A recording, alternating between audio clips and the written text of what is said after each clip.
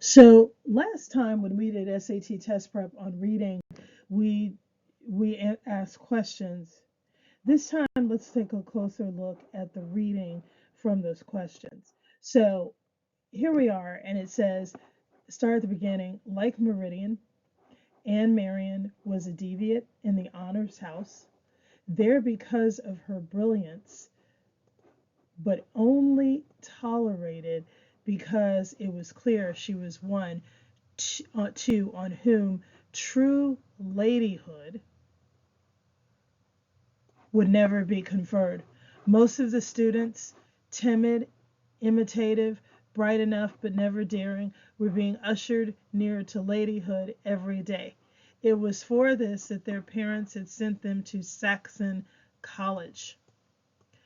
They learned to make French food, English tea, and German music without once having the urge to slip off the heavily guarded campus at 5 in the morning to photograph a strange tree as the light hit it just the right way, as Meridian had, or to risk being raped in a rough neighborhood as they attempted to discover the economic causes of inner city crime, as had Anne Marion. Meridian and Anne Marion walked together, as they had many times before, only now they moved slowly, carefully, their dark dresses down to the tops of their polished shoes, and their hands underneath the narrow coffin nearly touched. The mourners in front of them stopped, and a few stepped out of line to stare at what appeared to be a commotion at the gate.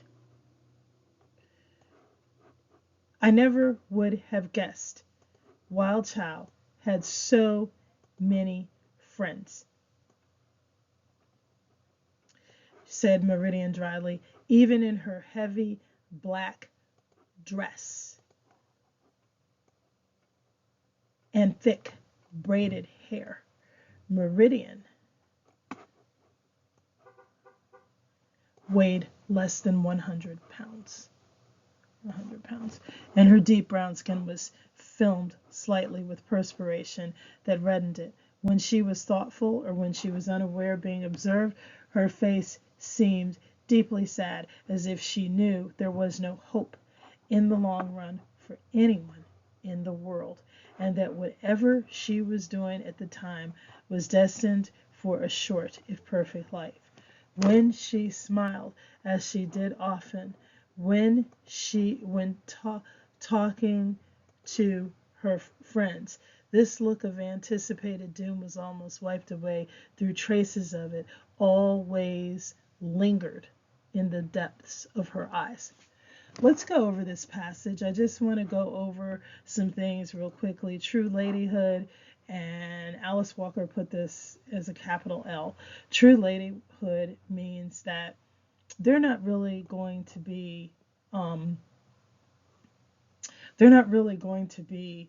the women the college wants them to be. They're more like these types of women who go out, find things out for themselves, a little bit renegade, and they're not liked. So here you have timid, imitative, and bright, and here you have most of the students. So you see that these two women are a direct contrast to uh, these students. And so um, as a result, you're looking at the contrast. You're like Meridian here says like they're equal, but then here you have a contrast when she brings up most of the students. So you need to make that. This is her tone. When she brings up Saxon College, you have to remember that Meridian is Alice Walker. Alice Walker is like what, about 5 or 6 descendants away from slaves, as a lot of us are. But anyway, she's talking about a Saxon college. A Saxon college is directly attributed to Anglo-Saxons. Those are the British, the French, the Germans, English people who at one time, if they had money, they owned slaves. So she's saying like they took the traditions that were taught to the British, English, French, and German and put it at Saxon College. Okay, and that none of these other students, she's kind of trying to say, ever thought of slipping off the heavily guarded campus just to go out and see what was there.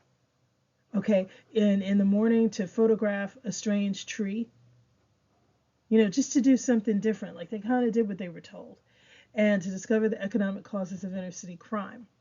Meridian and Aunt Marion walked together as they had many times before, only now they moved slowly, carefully, their dark dresses down to the tops of their polished shoes and their hands underneath the narrow coffin. So you're carrying somebody, and you make a reference to Wild Child.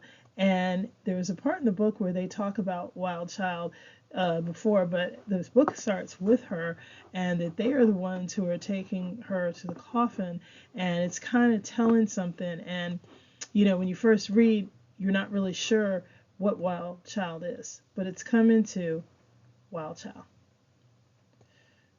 Okay, Wild Child, and this is what's happening.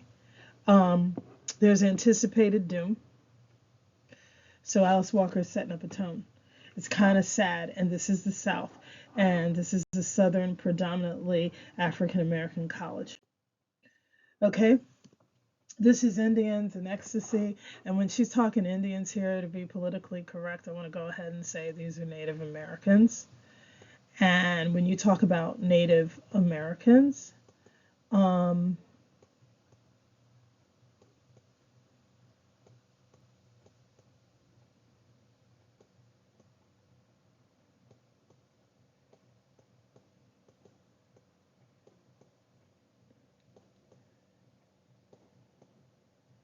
okay, when you talk about Native Americans, first people here, you're going to read here that, her father had built for himself a small white room like a tool shed in the backyard with two small windows like the eyes of an owl high up under the roof. One summer when the weather was very hot, she noticed the door open and it tiptoed inside. Her father sat at a tiny brown table poring over a map. It was an old map, yellowed and cracked with frayed edges, and showed the ancient settlements of Indians in North America. So Meridian stared at this and around the room in wonder. All over the walls were photographs of Indians: Sitting Bull, Crazy Horse, Geronimo, Little Bear, Yellow Flower, and even a drawing of Minnie, Haha, and Hiawatha. Okay, and there were actual photographs, perhaps priceless ones, which apparently her father had spent years collecting, of Indian women and children looking starved and glassy-eyed and in doom in the camera. There were also books, let's circle this here, on Indians, on their land rights, reservations, and their wars. As she tiptoed closer to the bookshelves and reached to touch a photograph of a frozen Indian child whose mother lay beside her in a bloody heap, her father looked up from his map, his face wet with tears, which she mistook for a moment for sweat. Shocked and frightened, she ran away. One day she overheard her parents talking. Her mother was filling fruit in the jars. "So you've gone and done it, have you?" said her mother, pouring apple slices into the jars with this sloshing noise. "But the land already belonged to them," her father said. "I was just holding it." The rows of cabbages and tomatoes run right up along the biggest coil of the sacred serpent. The mound, that mound is full of dead Indians. Our food is made from the healthy iron and calcium from their bones. Of course, since it's a cemetery, we shouldn't own it anyhow. Before the new road was cut, it had not been possible to see the serpent from the old one. It was news to most of the townspeople that an Indian mound existed there. "That's disgusting," said her mother. "How can I enjoy my food if you're going to talk about dead Indians?" "The mound is thousands of years old," said her father. "There's nothing but dust and minerals in there now. But to give our land to a naked Indian? Naked? He ain't naked. You believe all that stuff they put on television? He wears a work shirt and blue jeans. His hair is the only thing that looks like Indians look on TV. It's cut off short, though, blunt, right behind the jowls, like Johnny Cash's.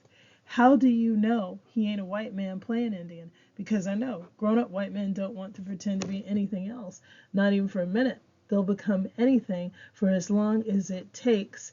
And then you can read the rest of this, to steal some land. So like let's take a look at all of this, and let's look at this sacred serpent.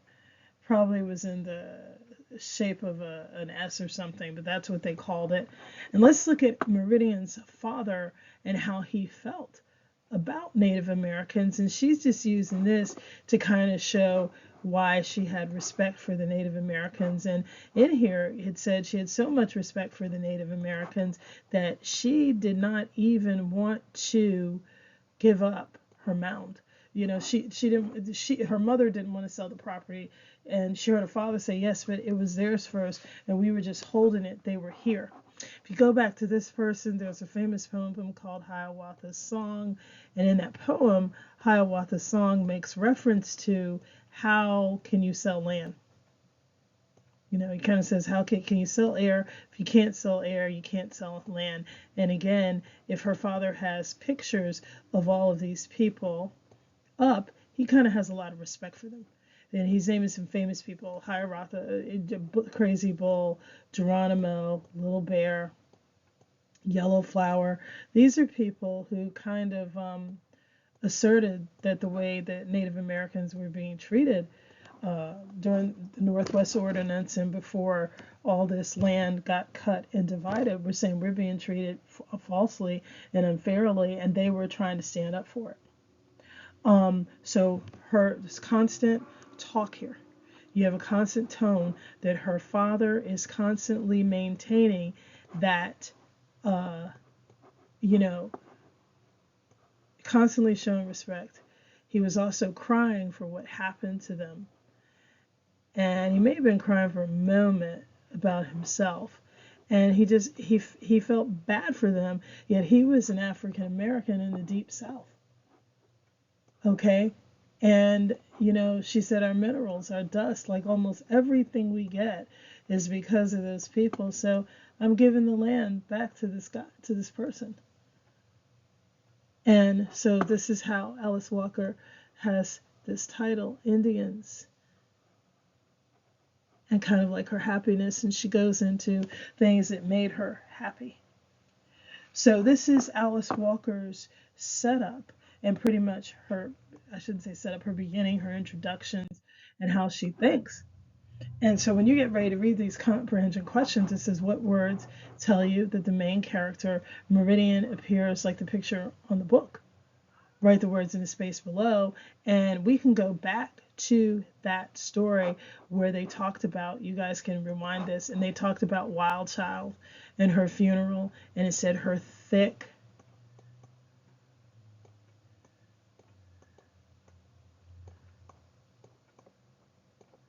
it's like hair.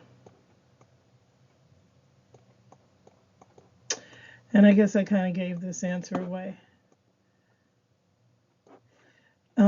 This is another character from another book anyway. Okay, what's this chapter on Indians and ecstasy indicate? When you ask this, Native Americans were not loved by African Americans. The only thing that comes true to that is that the mother says we don't have to give them land, and she didn't express hate. So there's not hate there. There's no sign of like she doesn't love them or hate them. She's just like, why do we have to give up land? Native Americans needed help protecting themselves. That might be a possibility, but there were some pretty strong references, like Geronimo and Sitting Bull kind of stood up very well, so that's not in there. Native Americans were honored by Meridian's father. There's a strong possibility for that. So I put check plus, because that's what it was about. He had like a whole, wall in a room to him. Meridian did not like the Native American mound called the Sacred Serpent. They did not say that. It was the closest here. If you go back over to the chapter, your closest, they kind of make reference that they needed help protecting themselves, but they got slaughtered anyway, and it didn't get into who was going to help them. So this would be too broad.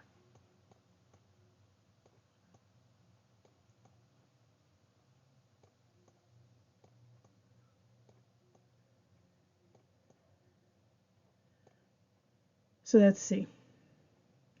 And we can go back and check ourselves later. But for now, that's it. Just a real quick reading introduction to some authors and some people that they may put on the SAT in the future and have used definitely in the past. Thanks for watching.